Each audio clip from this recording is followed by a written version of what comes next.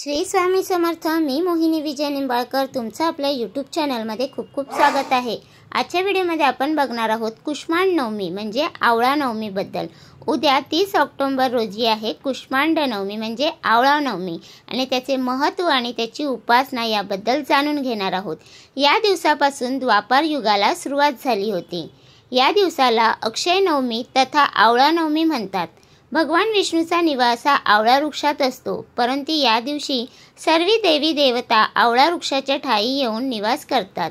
तसेच या दिवशी आवळा वृक्षातून अमृत बिंदूचा वर्षाव होत असतो अशी मान्यता आहे। त्यामुळे या दिवशी आवळ्याचे पंचोपचारे पूजन, गोड नैवेद्य, प्रदक्षिणा आणि मग वृक्षाच्या छायेत अन्नदान व स्वतः भोजन केले जाते। यामुळे अक्षय पुण्याची प्राप्ती होते।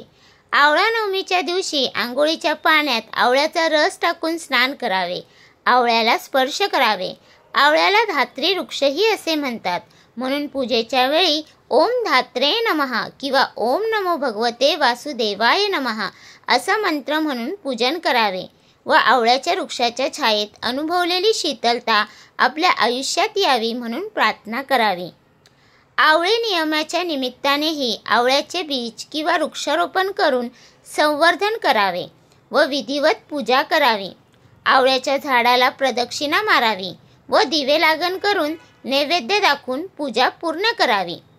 देवी लक्ष्मीने आवळ्याच्या वृक्षाखाली बसून तीव्र तपश्चर्या केली होती। तिच्यावर प्रसन्न होऊन भगवान महाविष्णू आणि भगवान महेश यांनी तिला दर्शन दिले। कुष्मांड नवमी महत्त्व आणि उपासना। या दिवशी कुष्मांडासूर या दैत्याचा वध भगवान विष्णूंनी केला आणि त्यांच्या शरीरातून कुष्मांड म्हणजेच कोहळेची वेळ उत्पन्न झाली होती अशी मान्यता आहे। त्यामुळे या दिवशी कोहळे आणून त्याचे पूजन करून तो पुरोहितास दान केले जाते। या दिवशी श्री दुर्गा मातेचे चतुर्थ रूप कुष्मांडा देवीचे उत्सव साजरा केला जातो।